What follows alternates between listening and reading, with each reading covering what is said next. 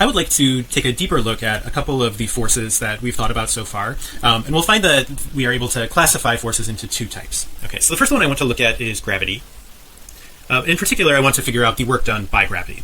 So let's say that we have an object that moves from some spot to some other spot below it. Okay, so that's the displacement vector for that object that moves. And of course, the force of gravity is downwards, which means that the work done is positive in this case because both the force and displacement are downwards. But if I followed a different path, so let's say that I had the object go sideways for a bit, and then I had it go downward, and then I had it go back sideways like this.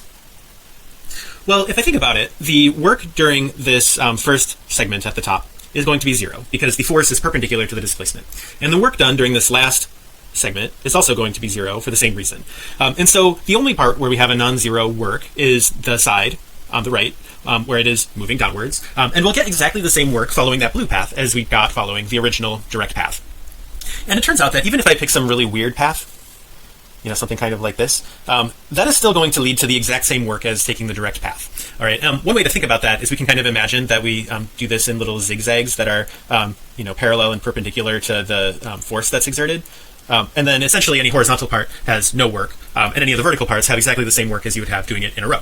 And so that's kind of an argument that should work out okay. But the key takeaway here is that the work only depends on the endpoints of the motion.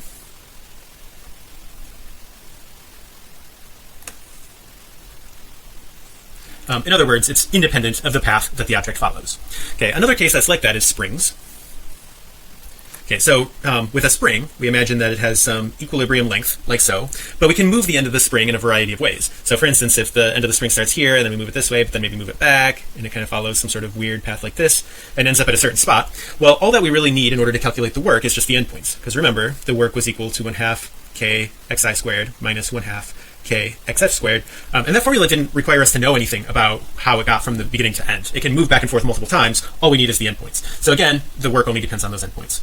But not all forces are like that. Okay, so let's consider friction. Okay, so let's do a case similar to the gravity case. Maybe I move an object like this, and we can imagine this time that this is a horizontal motion on a table. Well, the friction is always going to be opposite the direction of the motion. Okay, so in this case we got a negative work, but I could imagine that I followed some sort of other more complicated path, like say I went this way and then this way and then this way. Well, now the three displacements are going to have a different direction for the force in each of those cases. The friction here is going to be this way, the friction here will be this way, the friction here will be this way.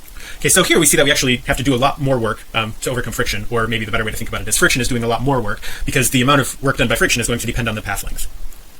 Okay, so a longer path means more work. And the work done by friction is of course negative work in this case. So we're getting more and more negative work done. Okay, so we have then two different types of forces. We have the kinds that gravity and springs belong to, where the work only depends on the endpoints, and then we have the kinds that friction depends on, where the path is going to determine the amount of work. Okay, so a new term is conservative forces. These are the ones where work only depends on the endpoints. Okay, so that's going to be the same as the work being path independent.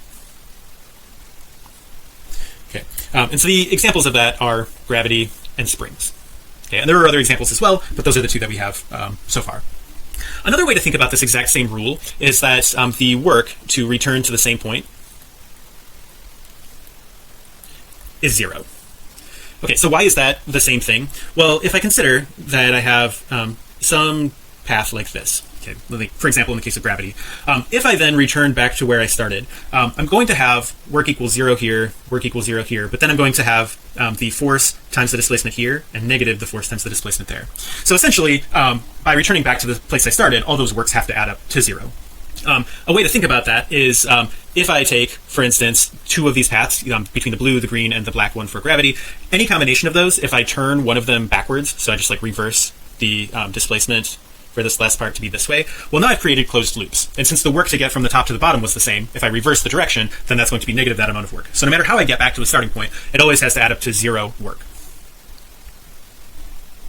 Okay, so conservative forces are those forces where the work only depends on the endpoints. The other type is non-conservative. Okay, there are actually a couple of different non-conservative forces that show up, but the most important one for us is going to be friction. Okay, it's pretty clear that the amount of work done by friction is going to depend on the path taken.